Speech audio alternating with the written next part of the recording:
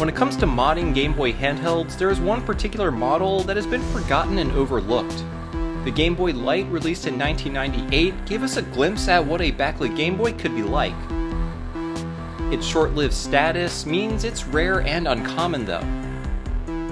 So why modify a Game Boy Light? With so many kits for the DMG and Game Boy Color available on the market. Well, the Light presents some unique qualities that makes it a perfect candidate for modification. Let's take a look.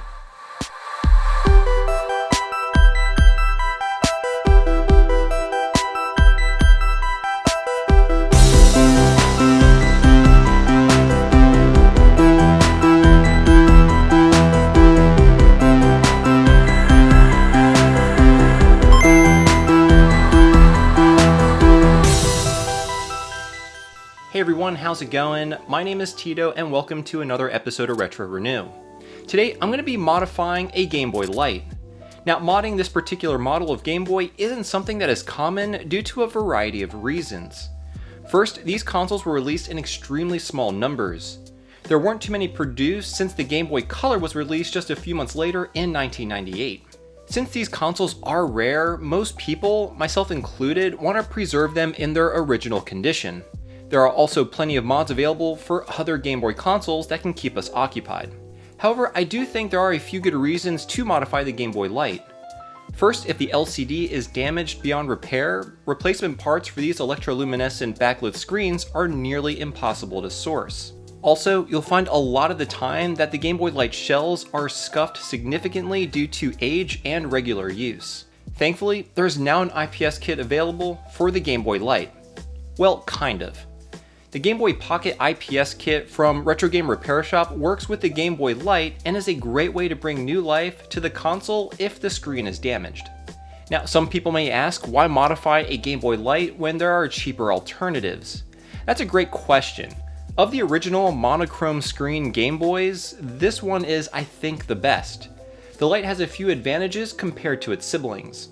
First, it boasts two AA batteries instead of the measly AAA batteries that the Pocket uses. And while it is slightly larger than the Pocket, it is significantly slimmer and more sleek than the DMG. In essence, the Game Boy Light is kind of the best of both worlds. Better battery life than the Pocket and a more sleek design compared to the DMG. Anywho, if you enjoy learning about mods for the Nintendo Game Boy as well as many other retro consoles, be sure to hit that like button and consider subscribing to the channel for plenty more weekly mod videos just like this one. Alright, so in this video, I'm going to start off by showing you all the parts I'll be using to refurbish and modify this Game Boy Light. Then I'll demonstrate how to put it all together, discuss the key features of this project, go over the pros and cons, and of course provide you with my overall thoughts. So, like I mentioned prior, Game Boy Lights such as this one on occasion have damaged screens, which in some cases cannot be repaired. Currently, no direct replacements exist for these electroluminescent screens. As you can see, this one suffers from several vertical rows of dead pixels. Now, if you have a screen that is damaged, definitely do not throw it away. Keep it as a spare, as there could be a use for it in the future. And you can even use some of its parts, such as the electroluminescent backlight, to repair other consoles. Also, keep the other parts as you never know when they could come into use. Alright, now the first thing we have here is this really awesome neon yellow translucent Game Boy Light shell. From my initial impression, the quality is very nice. It's a very transparent finish and not the sort of frosted look we typically see on clear shells. I'm really excited to install this. The shell also comes with absolutely everything you need for a full refurbishment. The screws, buttons, membranes, battery contacts, and even the labels. There are other colors available as well, including clear and white. And the last thing included with the shell is this very cool Pikachu themed glass screen lens. I believe this whole kit is based on a special Pokemon edition of the Game Boy Light. For the contents of the backlight kit, here we have the IPS panel itself. Nothing really out of the ordinary here. This kit was designed for the Game Boy Pocket, but it will work for the Light as well. This is the driver board, which as you can see has two touch sensors and the ribbon cable to connect to the motherboard already attached. This PCB converts the Game Boy Light's video signal into something that the IPS panel can display. Also included in the kit are some wires to make the necessary connections, some insulating film to keep things from shorting out, and an adhesive gasket to secure the IPS panel to the Game Boy Light shell.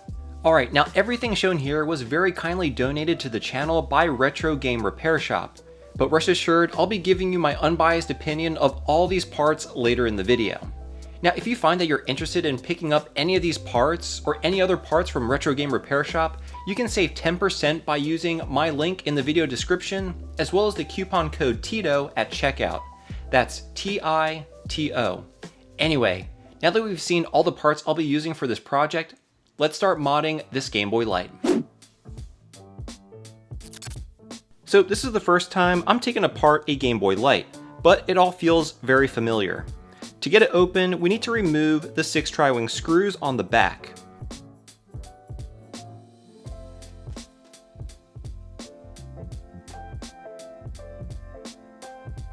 Once open, we are greeted with 4 Phillips screws instead of the usual 3 like on a Pocket or Game Boy Color.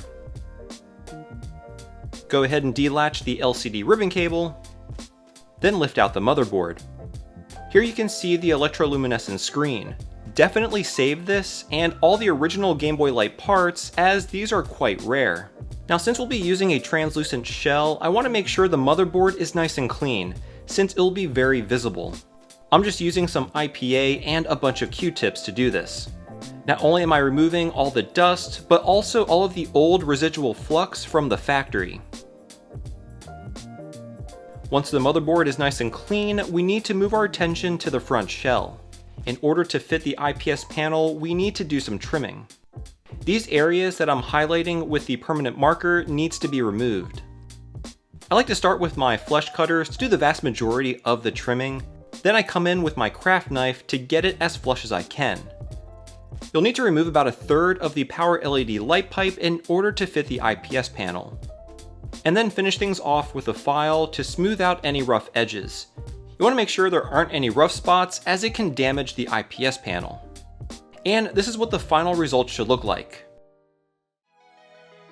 Next, apply the adhesive gasket to the inside of the shell as shown. Make sure it is fully adhered to the shell. Then remove this center part of the gasket, and then peel the release paper, exposing the adhesive. Remove the protective film on the IPS panel and very carefully set it in place. You want to align the IPS screen as far to the left as possible and right up against the power switch slider. Be very careful since the adhesive is very strong and you risk damaging the panel if you attempt to remove it. Now apply the insulating film to the IPS panel's rear metal housing. Then grab the driver board and carefully connect it to the IPS screen as shown. You'll notice that I soldered some wires to the driver board. I attempted to wire the driver board to have OSD functionality, but I couldn't actually get it to work, but more on that later in the video. This wire here is the only one you need to solder. It provides power to the IPS kit. Again, ignore the other 3 wires. You don't need to solder any of them. Go ahead and place the second insulating film onto the driver board. Then peel the release paper to this touch sensor and adhere it to the side of the front shell as shown. This will control the color palettes and pixel mode. Then gently push the other sensor into the front shell as shown, and it should settle right up against the top portion of the shell. This controls the screen's brightness. Next, install all the buttons and membranes. Then set the motherboard into the front shell housing. Be sure to fish out the power wire we soldered earlier, since we'll need to solder it to the power switch. Secure the motherboard to the shell with the 4 Phillips screws. Insert the IPS ribbon cable into the motherboard and lock it in. And finally, pre-tin the middle leg of the power switch and then solder the wire that powers the IPS kit to that leg. Moving onto the rear shell, fasten the RF shield using the remaining included Phillips screws. And then insert the battery contacts, making sure the springy part is on top. Install the power switch slider and then button up the console.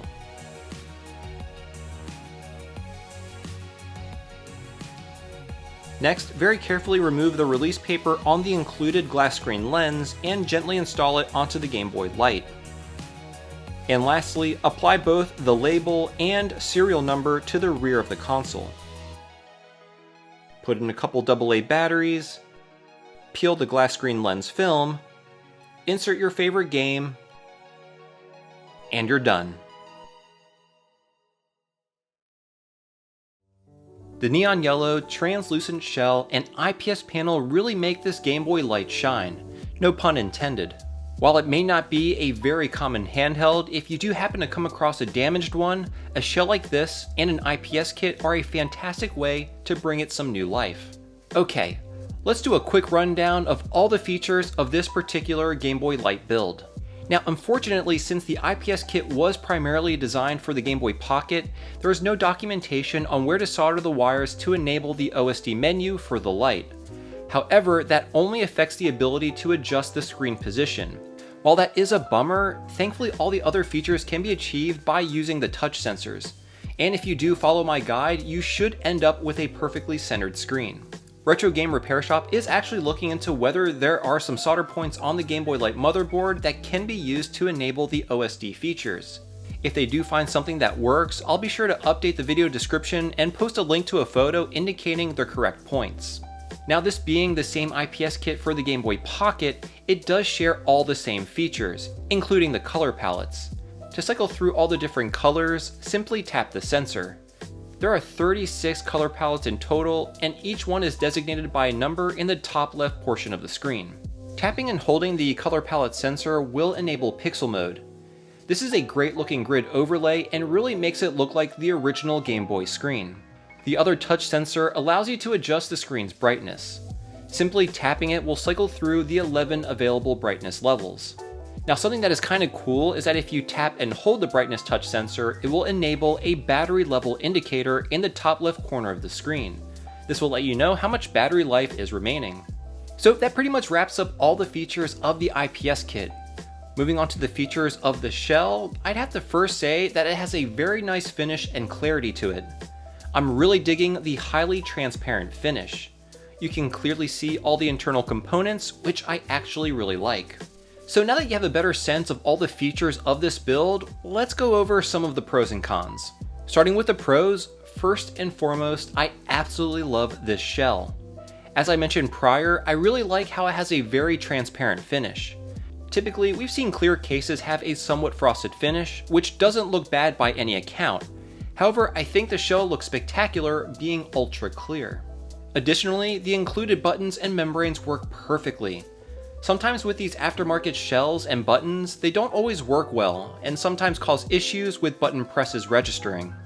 However, in this case, they work really nicely. The IPS screen is of course fantastic. It's extremely clear, has a really nice grid overlay feature, and plenty of color palettes. It gets extremely bright and can be dimmed to your preferred brightness level. And because the Game Boy Light boasts 2 AA batteries, it will have significantly better battery life than a similarly modded Game Boy Pocket. And while the battery life may not be as good as its older brother, the DMG, it certainly has a much sleeker form factor. Speaking of batteries, Retro Game Repair Shop sent over these rechargeable ones. The interesting thing about these is that they are lithium polymer based instead of the typical nickel metal hydride like we see on most rechargeable AA batteries.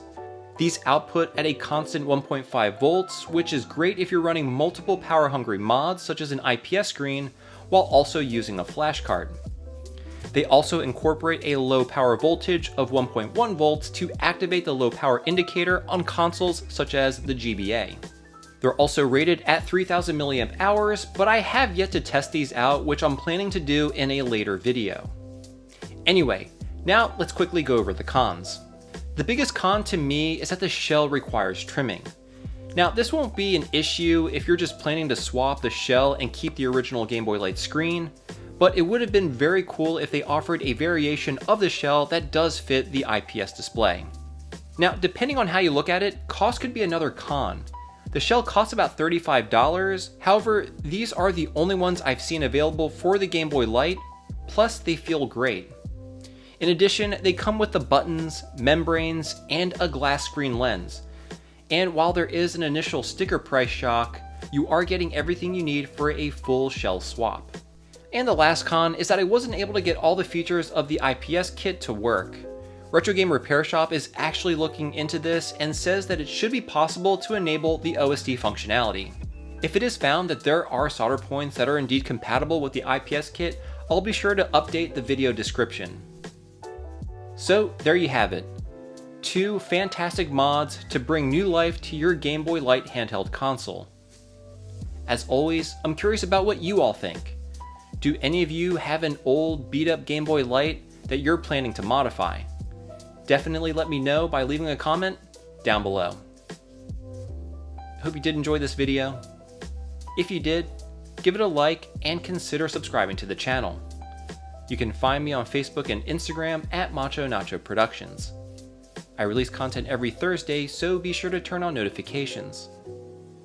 And as always, see you next time.